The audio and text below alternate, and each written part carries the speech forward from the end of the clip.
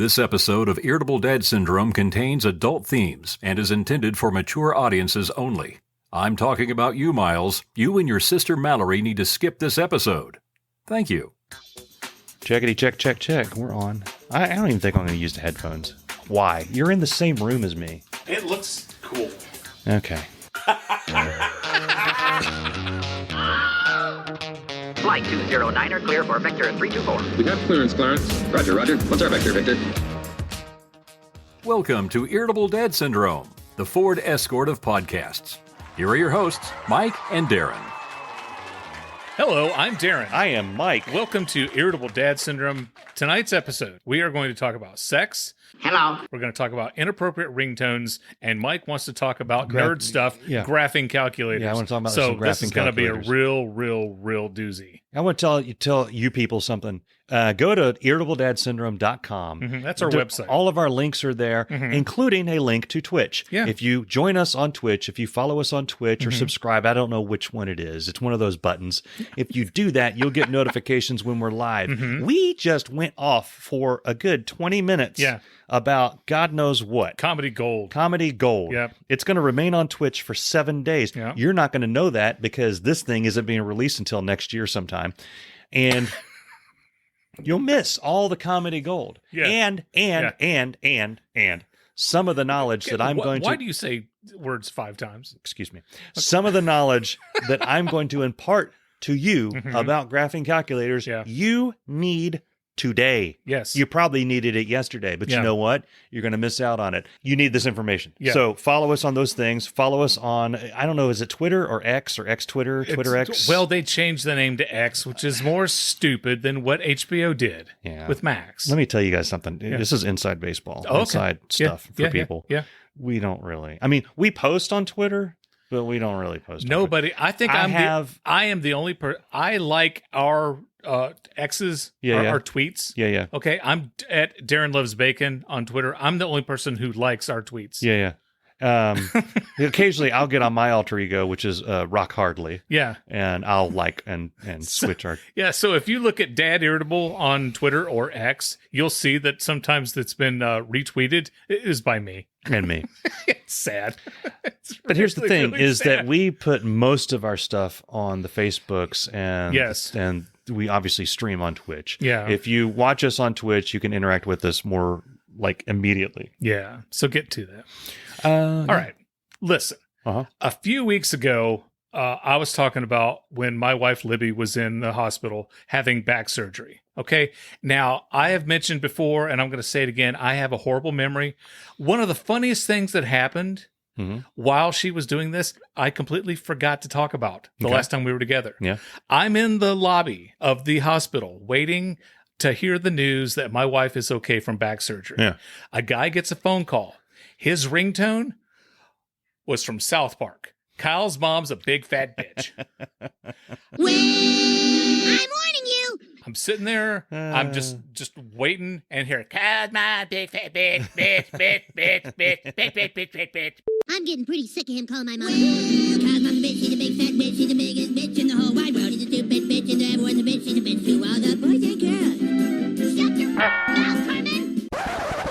He grabs his phone and is desperately trying to stop it. Kyle's mom's big fat bitch, bitch. Kyle's mom a bitch, she's a big fat bitch, she's the biggest bitch in the whole wide world. She's a stupid bitch, and everyone's a bitch.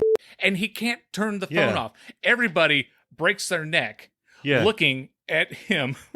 And it's a good thing we're at an orthopedic hospital because they could have fixed her. Yeah. Well, we're based in Cincinnati. Cincinnati is a very South Park oriented. Oh, sure. Just a hotbed of South Park stuff here. That's right. He goes outside to take the call. Which is stupid. Yeah. At that point, he can say anything. It doesn't matter. I'm laughing, and then the other 4 or 5 people who were there look at each other like, can you believe that? He comes back in and apologizes to the lady at the front desk. He says, sorry about the ringtone. I've had that since 2008. Okay. And he doesn't know how to turn it off. Oh, Lord. But it was great. Yeah. It was really, really great. So, be careful. Listen, if you have a ringtone that you don't want people to hear, then turn your phone off. Yeah. When you're in a public place. Just throw Another your lady phone- had the Law and Order sound as her ringtone, which we thought was funny. Yeah. And then it reminded me years ago, a friend of mine, Alexia, when her father passed away, she was at her funeral. The phone rings during the funeral, and somebody had the theme from Knight Rider.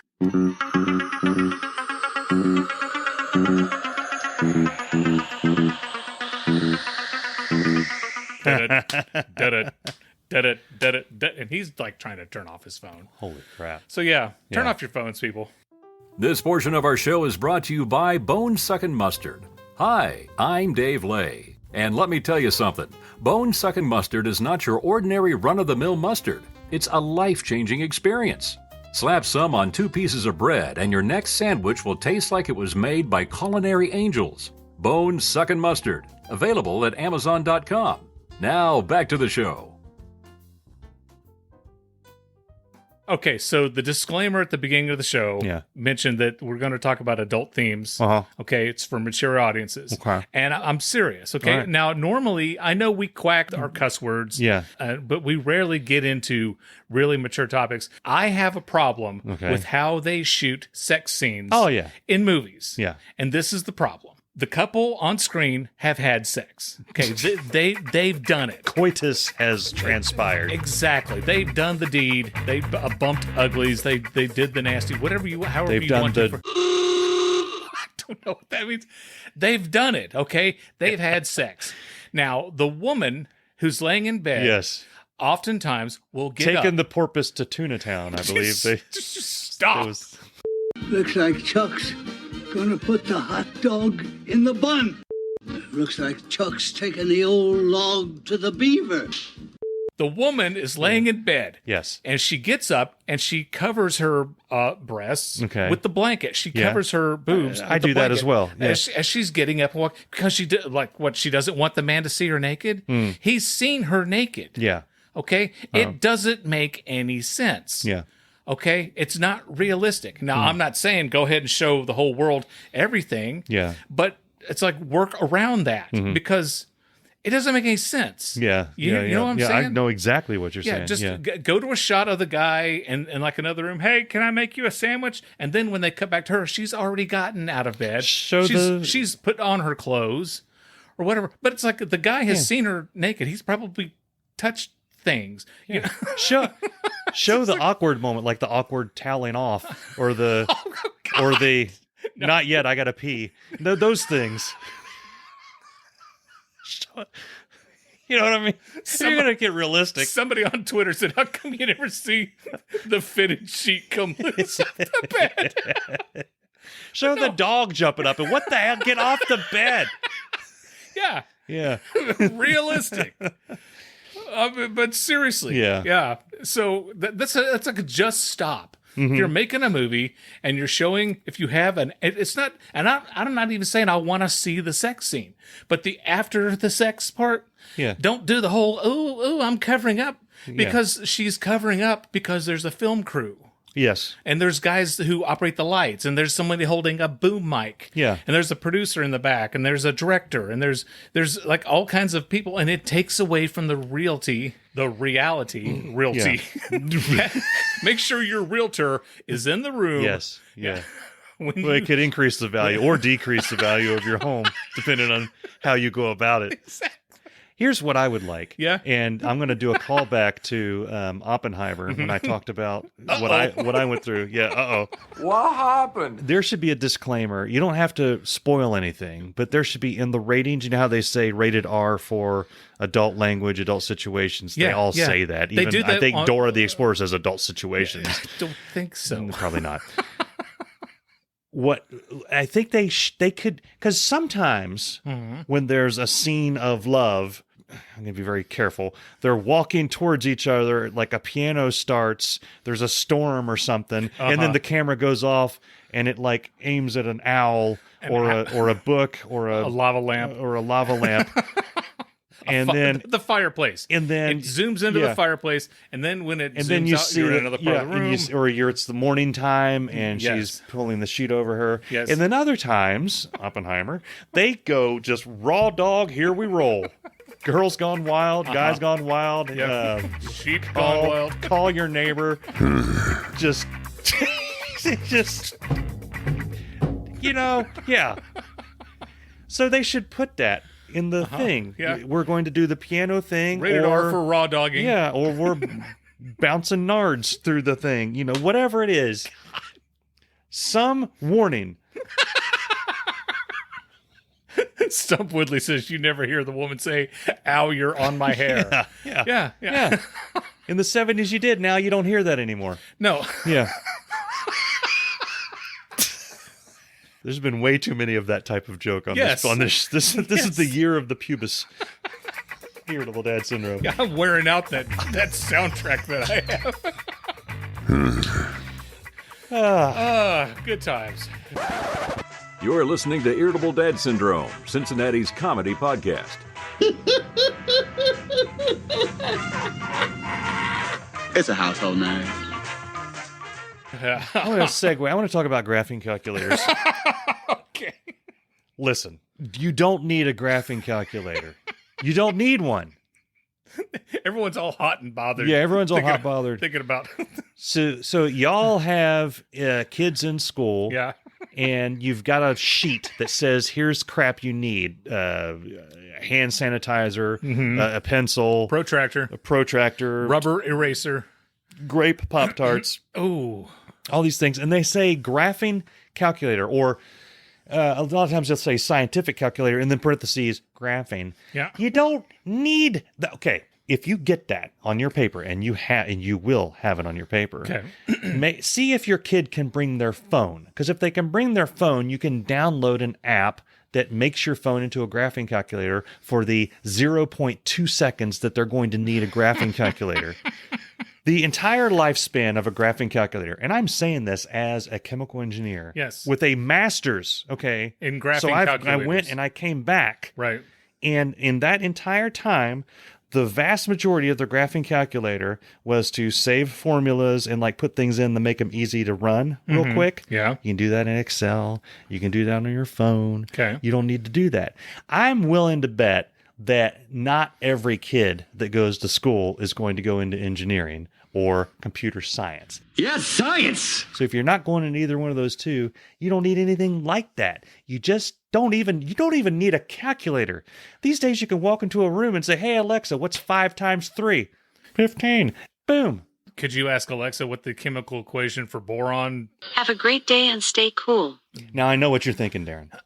Okay. I know what you're thinking. Yeah. You're saying, Mike, you have to know how to do that. You can't just ask the interwebs for the answer to every question. Actually, I was still thinking about what we were talking about earlier. You have to know how the equations work. And I say to you, Darin, yeah, really? And I would say, well, then if you're going to do that, yes. Yeah. then just get your paper and your pencil and write them out and draw the thing. Don't put it in a graphing calculator. You don't need. It's $100 something freaking dollars for something that you don't need. You don't need. Yeah, Libby. Ask me if I have one. Do you have one? No. No. Well, yeah, we you as do. a family do now because one of our kids needs it for school. Okay. They look the same as they did. So back what in you're the 80s. saying is you're telling people they don't need to get one, and you have one. Yeah. That's gonna My screw kid you. has That's one. gonna screw you at election time. My kid, yeah. When you run for mayor and you go on your platform of you don't Nobody need, can see me. You don't need a graphing calculator, and they're like, Mike Odell says you don't need one, and he has. Looks one. like I set off Mike somebody's Odell's Alexa. not telling the truth. That's right. This is fun. It's funnier in my head. The point is, That's a lot of this show. you don't need it. No, you don't need it. Libby It pisses me off. When Jacob needed one, Libby went and searched high and low and finally found a used one. And it was almost like we were buying drugs behind an abandoned Blockbuster. She found a guy on the internet who was eBay or something. One of those things. Named Fluffy Boy 69. Fluffy Boy 69 says, I'll meet you at this place at this time. Bring cash. Yeah. And she met him. I'm like, so you're meeting a total stranger to get a graphing calculator? She says, well, it's a scientific calculator. I said, okay. And then, of course, I let her go by herself. There's another problem. But yeah, and it was like half the cost. So she paid $50-some to buy a used one. Oh my God. And it's collecting dust in our house. Yeah. Yeah. Mm. Yeah. I mean, really, the only time, and I'm being completely honest, the only time I ever used any of those functions was in college. Yeah. And you have like 30 equations that you have to memorize. And then the professor says, oh, you can put these in your graphing calculator. And we're like, okay. So you have 2 or 3 nights where all you're doing is typing these equations in. And it is nice. It is nice programming them. It is nice when you just say, okay, this number, that number, that number. Guess what else does that? Excel. Uh-huh. And every kid has a laptop. We have a laptop here that the school gave to him for his time in school. His Chromebook. Yeah. It has Excel on it. Yeah. You don't need a graphing calculator. You don't need it. What you're trying to say, you don't Mike, need it. Let me, if I can clarify, because I want to make sure that I got the right message. You don't need one? Yeah. Okay.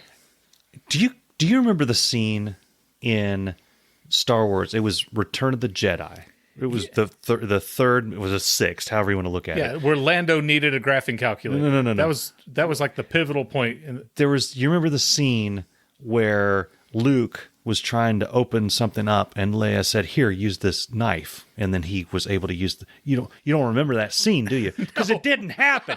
Because he has a lightsaber, right? Well, and then he doesn't need a knife. He has a lightsaber. Okay, I don't know. You don't need a graphing calculator. Oh, okay. You've got a computer. You've got Excel. Well, they also had a droid who would, with his magic arm, and then unlock doors. So that's not what he said. Darin actually censored out what he said. You don't need a key because R2-D2 will just with his magic hand. Okay. Yeah. What they are. This is going to be on the best of season 3. What they are is a holder for batteries that will leak and corrode and leak onto other things in the storage box later on in life. Yeah. Yeah. What happened to my Smurf Pez collection? Oh, the batteries from that damn graphing calculator leaked on them. This portion of our show is brought to you by Stinky's Fish Camp. Hi, I'm Dave Lay, and I love seafood. There are literally hundreds of seafood restaurants in the Gulf Shore area, and Stinky's Fish Camp is one of those restaurants. Stinky's Fish Camp. Ask for it by name. Now, back to the show. Can we talk more science? Absolutely. Okay, this I've opened up the monster, so let's roll. I think this will fall under anatomy, under the science question. Okay, I have a question about flip-flops. Okay. When you walk wearing flip-flops, I want to know why they make the flip-flop sound. One of them makes a higher pitch than the other one. Yeah. That's why they're called flip-flops. Yeah. And I don't know if it's because the shoes, the actual flip-flops are one's thicker than the other. Mm-hmm. I don't know if it's a foot thing, if it's a combination of the two, but your feet will make a flip-flop sound when you wear flip-flops, and that blows my mind. And it doesn't matter which foot you start with. No, it doesn't. That's what blows my mind. Yeah. It's like is it in my head? Am I imagining this? Are you crazy? Are you doing that because you know they're called flip-flops, so your mind automatically enters that, like, makes I don't know. Is this a conspiracy theory? I think it's like have you seen those things? They is go Old viral. Navy behind this? They go viral for a while, and it's like some people will hear douchebag and some people will hear Jedi, and you listen to it and it's like and like you hear, like you're thinking douchebag and it's like douchebag. Yeah. Douchebag. And then you play it again, you're thinking Jedi, and it's like Jedi. Yeah. Jedi. And you swear that's what it's saying. Are you trying to make this the white and gold or blue and yellow? Yeah, that's what it's an audio version of that. I've seen they pop up every once in a while, and I think what it is, and I'm going to go into, Bess has accused me of this, and I agree with her. I will start talking about things I have absolutely no idea what I'm talking about. I will every episode of this podcast. I will go into detail on why things are so when I don't know what it is. But I'm pretty sure it's because your brain is trying to fill in the patterns. It's trying to fill in what is not there to make the sound that you're expecting. So if you're looking at that and you're expecting this sound, it'll manipulate to fit that, and it'll manipulate the other way. So you're telling me your flip-flops make the same sound, but you're hearing different sounds. Yes. That's what you think. Yes. Okay. Your flip-flops are making the same sound. Each foot is making the same exact sound. But it's entering your ears are hearing the same exact sound. Yeah, yeah. But on the way, it gets to the brain, and Earl in the brain in the auditory thing is like, well, they're flip flops. We need to call Bill Nye the science guy. It's an audio pattern. Neil deGrasse Tyson. It's an audio pattern that's in there somewhere between flip and somewhere between flop. And the audio guy in your brain is like, well, I know they're flip flops, so that's flip, that's flop, flip flop. Flip flop, and your brain that is you, the part of that is you, is like, what's that sound? He's like, that one was flip, that was flop, that one's flip, and then the you part of your brain says, well, I'm going to start with the other foot again. Okay, yeah, that was flip, that was flop, and then you're like, what the hell, dude? It's not right, and your guy is like, look, I got this. A million years of evolution. I know what I'm talking about here. These are flip flops. Listen, our listeners out there, I want to know what you think about this. Seriously, reach out to us at Facebook or irritabledancesyndrome.com. Do you hear the flip-flop sound when you wear flip-flops? Just yes or no. I'm fascinated by Does it matter how tall you are? Would Godzilla, they make flip-flop sounds with him? Flip-flop. Flip-flop. Yeah. I had to go and get my son a birthday present. Okay. And, my kid, Jacob, is 19. Yeah. So this was a few weeks ago. 19. 19. He's 19. He starts college at UC Blue Ash next week. Wow. So, yeah, he's 19, and he's got long hair. He's got the earring. He's a punk, and he's into, he likes Blink 182. You never had long hair. I had the mullet. Okay. I did. I had long hair in the front, too, for a while. Yeah. So I went to... I went to Hot Topic. Oh. Have you ever been to Hot Topic? I have. Okay. I went to Hot Topic, and I brought Cameron with me, my youngest, and I'm looking around, and one of the people there at Hot Topic says, can I help you? And I said, hang on for a second. I'm 53 years old. I've got my translator here. And I looked at Cameron, and I said, Jacob wants one of those. And Cameron says, do you have anything of One Piece? Which is an animated internet show that Jacob loves. So they said, One Piece, yeah. And it's all on this out here. Yeah. And then Cameron told me what else I was looking for. And then a third thing that I was looking for. That I was like, okay. So I seriously had to take Cameron in there with me because I was completely lost. Can I tell you something about Hot Topic? Yeah. They love it when guys like you or me walk in there. Yeah. Because they're like, this guy has no... He was looking for the Aunt Annie's pretzel thing and wandered into here.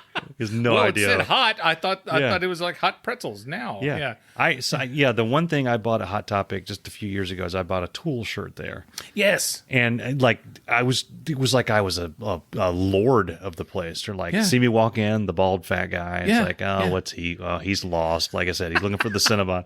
And I walk up and I've got a Tool shirt and like, You know what Tool is? And I'm like, bitch, I created Tool. My generation, we started Tool. Yeah. I bought a really cool Master of Puppets shirt there. And I bought it for Jacob. He didn't like it. So I kept it. But I was looking for something else. I was going to get Jacob a new earring. And they said, they've got more stuff down at Spencer's. Like, wait, Spencer's is still a thing? Yeah, it's still a thing. Okay, I went into Spencer's with Cameron. Yeah. Oh my God, that was a mistake. Oh my God, it is. You get hit in the head with a pecker. Yeah, you walk in there. I mean, oh my God, there's sex toys over here. There's more sex toys over there. Yeah. There's edible underpants here. Yeah. Now, when I was a kid, I remember I always went into Spencer Gifts, and I would go in the back and I would look through the posters. Yeah. And 80% of them were rock bands. There was 4 or 5 of them that were girls in bikinis. Yeah, they were like half of them were Cindy Crawford, and then the other, whoever it was. Yes. And you would, like, most of it was whoopee cushions. And rubber dog stuff poop. And like lava lamps, and then you'd like there would be a greeting card with a pecker sticking up, and you're like, oh, that's funny. I didn't even see that when I was a kid. Like it was covered by a bikini thing, but you know what I'm talking about. Yes. Yeah. But oh my God, it's Spencer Gifts is a freaking sex shop now. Yeah. Yeah. I was like, okay, Spencer's Cameron, gone wild. We're out of here. We are gone. I worked at one of those places. Yeah. Way back in the day. Yeah. Like when I was in my late teen. Yeah. It was like, it was when I was in college. I was home for Christmas break. So we had 6 weeks off. We had a 6-week winter break at OU. And I came back and I got a job. I don't remember the name of it. I think it might have been Hot Topic. I don't know what the hell it was. It was one of those type stores. And they were only working me 2 hours a week. What's the point? Yeah. And I was like, it was like the second week, and I'm like, you really only need me? Because there was another guy, they kept working. It was like overtime. That's enough for you to get like lunch. Yeah. And they said, well, we want to work around your classes. I was like, when I hired in, I told you that I don't have class. I could work 60 hours a week right now. So to say you don't have. Yeah. But then by then I'd been there for 2 weeks, and they're like, well, do you want more hours? I was like, no, not really. It's just an excuse to come up here to the mall and spend money. But I remember they had a thing where you had to wear a hat. They had hats that they sold there. Yeah. You had to pick a hat when you came in, and then you had to wear the hat until you sold it. Yeah. I never sold. Why would I want to buy a hat that you're wearing? Yeah, well, that type of hat. Oh. Yeah. Okay. So what are those golf hats? Like, hey, do you have any more of those hats? You can buy this one right here. Honk, honk. Yeah. You know those golf-looking hats like thing? With the fuzzy thing on it? No. Like the British-looking hat that sometimes people wear. It's like a Kanga hat, like what Sam Jackson wears backwards? Yeah. Okay. Yeah. Yes, exactly. Okay. My hat for that entire time, it was one of those, and it was made out of brown corduroy. I cannot see you wearing a hat like that. I look like such an idiot. I mean, even more than normal. And I had medium to long hair, medium hair, so it came down. So I looked like a guy that you'd want to punch. And nobody even wanted to, like, people got uncomfortable coming in and seeing me standing there. They didn't want to buy the hat. Like, I don't want to buy anything that makes me look anywhere close to what this guy looks like right now.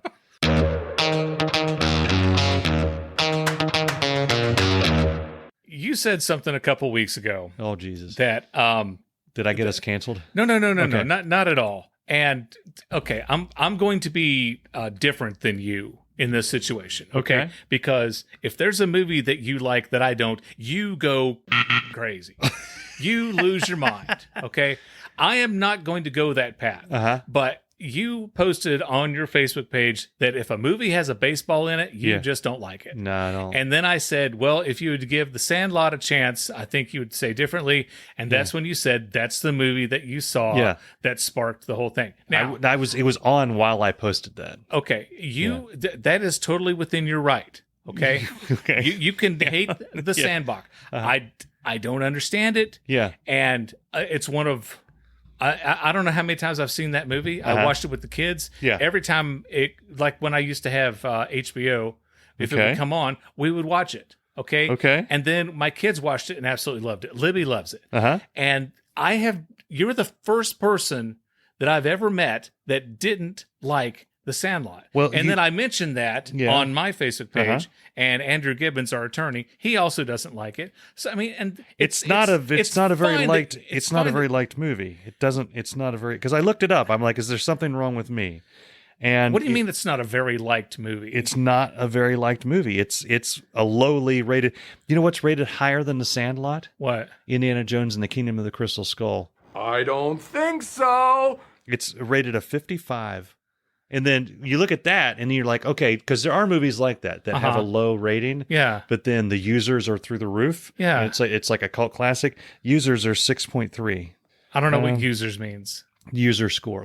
So Metacritic does the Metascore, which it takes all the reviews that are available and averages them together. So it averages out at a 55. Yeah. And then they take all the users can vote.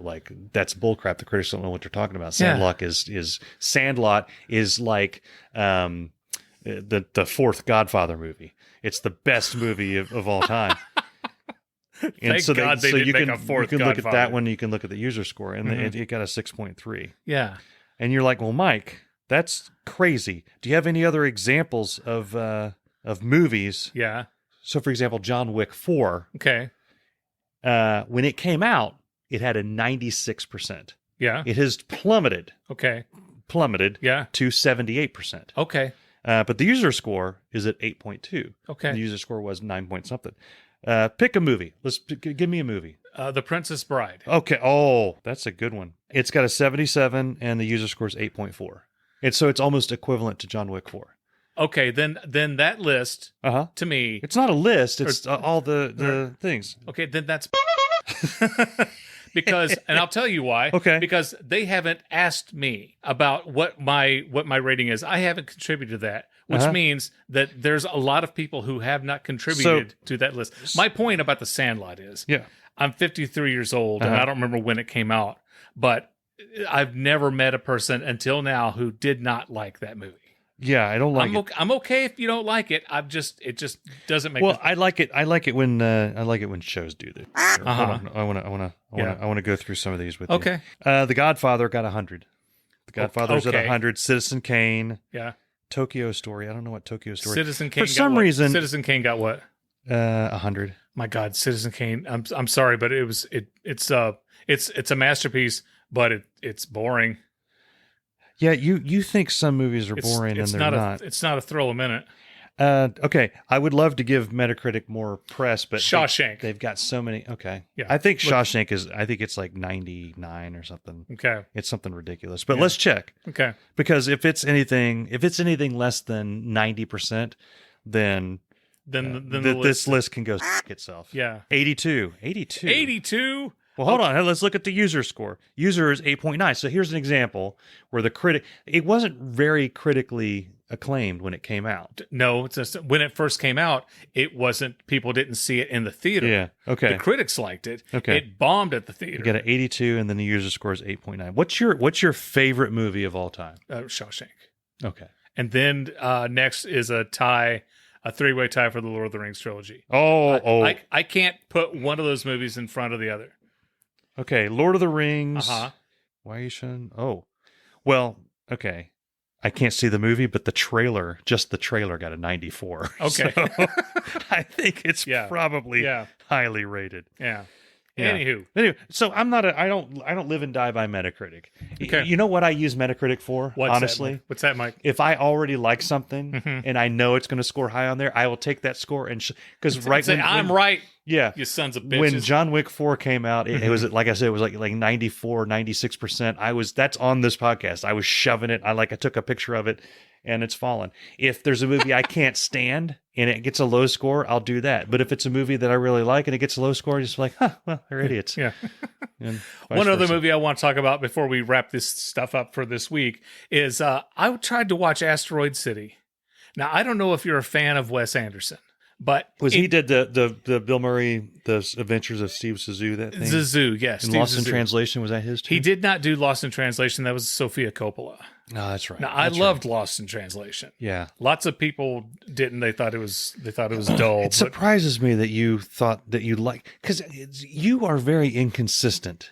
Like you're inconsistent. To me, I am. I will admit that. But I would pick that as a movie that you would. I would pick that as a movie that you couldn't stand. Okay, let me tell you why I love that movie. Because Bill Murray's acting in it, he completely nailed it with a character who is laughing on the outside and crying on the inside. Oh yeah, and he absolutely nailed it. And I thought the movie, I loved it. I loved everything about it. I bought the DVD. Yeah. Every time I watch it, I'm just captivated by it. I thought it was amazing. Okay. Yeah. Now, Wes Anderson, in theory, on paper, I should love Wes Anderson movies because they're quirky. They are odd. I love the look of the Wes Anderson movie. Okay. Mm-hmm. And I loved how somebody on whatever took AI and had them make a Wes Anderson version of The Lord of the Rings. It was hysterical. Okay. I love how they're shot. I love how they're edited, but I don't get the movies. They're boring. They're out of the 10 movies he's made. I'm looking at them now. I watched part of the Fantastic Mr. Fox and I didn't. That one was okay. I liked The Life Aquatic with Steve Zissou. I did not like that one. Yeah. I loved Isle of Dogs, the animated motion picture about the dogs that were sent to the island off of the coast of Japan. I want to see the Royal Tenenbaums. I remember wanting to see that. I remember watching that and not getting into it. Okay. I did enjoy the Grand Budapest Hotel. Okay. But that's I about don't a hotel in Budapest. Yeah. But I'm like, I've been watching movies for, I don't know, close to 50 years. And I like to think that I have a diverse taste in directors and actors and genres. I like westerns. I like action films. I like romantic comedies. Okay, one of my 10 favorite movies of all time is When Harry Met Sally. I've never seen it. Every time I watch that damn movie, and at the end when Billy Crystal comes out, and I just start crying. I love it. I love When Harry Met Sally. Thank you for spoiling that movie for me. I didn't. It's just Billy Crystal does something at the end. Okay. That will. Right. It's one of the greatest movies of all time. Okay. I like Airplane is one of my favorite movies of all time. Lord of the Rings. So Airplane. I've looked up Airplane before. It's very highly rated. But yeah. I mean, it's just like, and it pisses me off when I tell someone how much I love the Avenger movies, and they're like, "Oh, those are just comic book movies." No, they're badass. They're really cool. My God, the end of Avengers Endgame, spoiler alert, when Captain America tightened the shield and was standing there and he would have just fought Thanos until there's not one breath left in him. My God, I was at the edge of my seat. Yeah. It was just thrilling. I was captivated. I loved everything about it. So I mean, I love all different kinds of movies. But probably I don't understand the Wes Anderson hype. One of my favorite directors.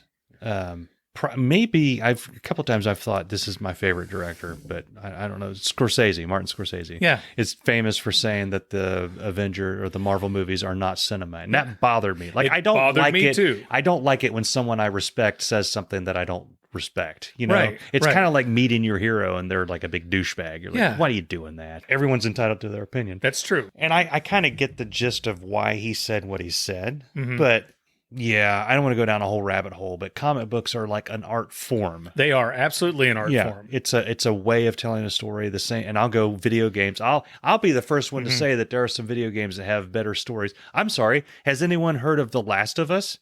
A lot of people think that was an HBO series. Right. It was a game before it was almost 9 years ago. Yeah. And that's the same story. Yeah. It's actually a little bit more brutal in the game than it was in the show. They lightened it a little bit for the show. Yeah. So people need to calm down. I know. It's the medium that the artist uses. This is going to be serious. Yeah. The medium that the artist uses, don't denigrate the medium. Yeah. Because that's all you're doing. You're not allowing art to move forward. Yeah. You're just holding it back. Yeah. You know, so I get kind of upset. Now I like books. I dig books, but I'm not that art sucks because it's not a book. I hate it when people say the book was better. Yeah, me too. And I know that sometimes the book is better. Sometimes the movie's better. Yeah. All right. And that's true. It's absolutely true. We're going to lose a lot of listeners. I don't care. And I'm going to say it. But the movie... I do care. The movie of Fellowship of the Ring is better than the book of Fellowship of the Ring. And Tom Bombadil is stupid. He's stupid. That's why he wasn't in the movie. You know, and people lost their minds that he wasn't in there. And I guarantee there's no bigger Lord of the Rings fan than, what's his name? Peter Jackson. Peter Jackson. And his wife or partner, whoever that is, Fran Drescher, whoever that is, that wrote the screenplays and did the movies with him. Fran Drescher.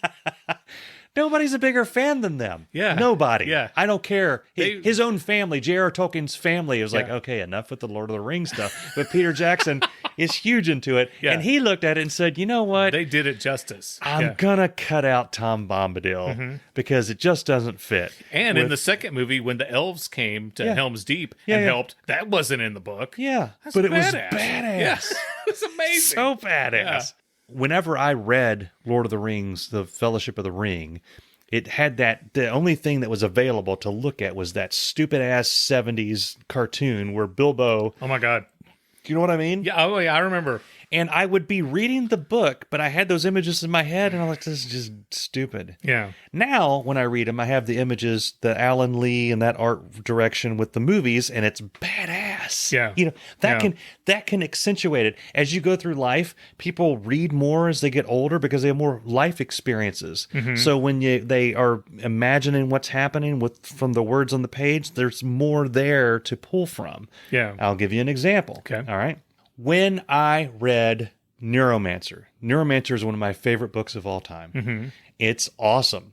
When I first saw the trailer for The Matrix. When The Matrix was coming out, you remember all the hype, like the hype for The Matrix. The website was whatisthematrix.com. And you go there and it's like you take the red pill or the blue pill and all this stuff. Right. I was convinced from the trailer that The Matrix was they had finally made a movie of Neuromancer.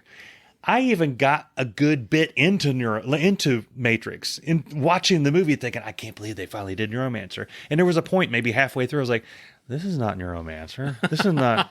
Holy crap! Yeah, a number of reasons. One is in Neuromancer, the cyberspace world is called the Matrix. They use like words, like he invented a lot of the terms that are used in cyberpunk. So you're telling me they used words? Yeah, they used words. Ooh. But when I originally read the Neuromancer book, I didn't have any of those visuals to go with it. Yeah. Now when I read it, there's a character in there called Armitage. It's Lawrence Fishburne. It's Morpheus. Yeah. It's like, that's him. I was like, dude, that's him. And I know it's not they're not described the same, but in my head, that's him. Right. In my head, Case in the book is Neo in the movie. I have those images that I can use, and it makes Neuromancer that much more awesome. Yeah.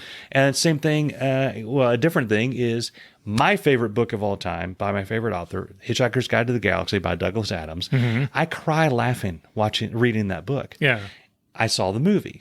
The movie tried to cram 4 books into one movie. Yeah. It wasn't, it didn't do it justice. I tried watching Hitchhiker's Guide to the Galaxy. Yeah. I kept falling asleep. Not because of the movie, because of the time of night I was watching. It was after 8 p.m. They were trying to cram. My God, yeah. A lot of the humor in that is like, oh my God, we're going to spend 3 pages talking about toast. And it's hilarious. It's like you're in the middle of this thing and it's like, oh my God, he talks about a talking mattress at one point. For an entire chapter, it's just a mattress flopping around on a planet talking to itself. It's like, what the hell? Yeah. It's hilarious. There's a scene in the movie. Andrew loves the movie. We've watched the movie a couple of times. Mm-hmm. There's a scene that has us all crying, laughing. And they're on a planet. And if they say something, I forget what it is, they say the truth or they say something like they're confused, a spatula comes up from the ground and smacks him in the face. So Arthur Dent in the movie is played by the guy that played Bilbo Baggins in the Hobbit movies. Yeah. I forget what his name is. Oh, yeah. He's I'll awesome. figure it out. He's amazing. He was also in The Office, the English version of The Office. He's perfect as Arthur Dent. If they ever do the movie, if they ever redo it again, they have to get him to come back and do it. Oh, and do you remember him on 30 Rock? I never watched 30 Rock. Tina Fey was talking about how he's an English person with an unfortunate name. His name was Wesley Snipes.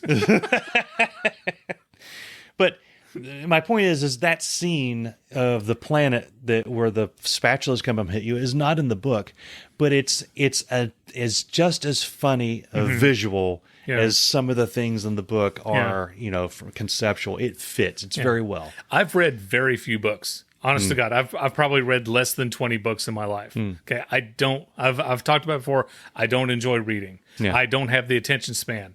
But luckily, also I don't have a very good memory.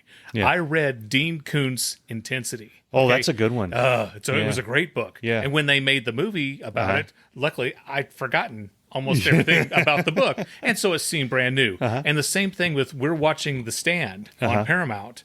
I read The Stand. It took me, 3 or 4 months to read The Stand. And I know people who could knock that shit out in a weekend. I don't know how you read that much.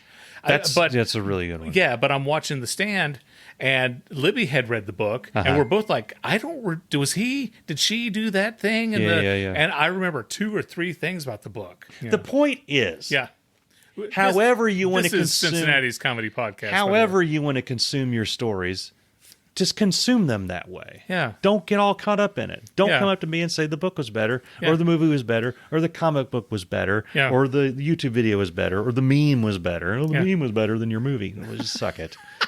Some of the Star Wars memes are the best things I've ever seen in my life. They're way better. Every meme ever is better than any of the prequels. Well, I will say that the prequels have brought about the meme of Jar Jar Binks being a Sith Lord, which is hilarious. We're not going to go into it. We're not talking about Jar Jar Binks. We're not talking about Jar Jar Binks. I refuse. But look up Jar Jar Binks. I will end the show right now. It's awesome. Yeah. Speaking of ending the show, it is time that we wrap up this episode. Yeah, it's past time we wrap up the episode. Thank you for joining us.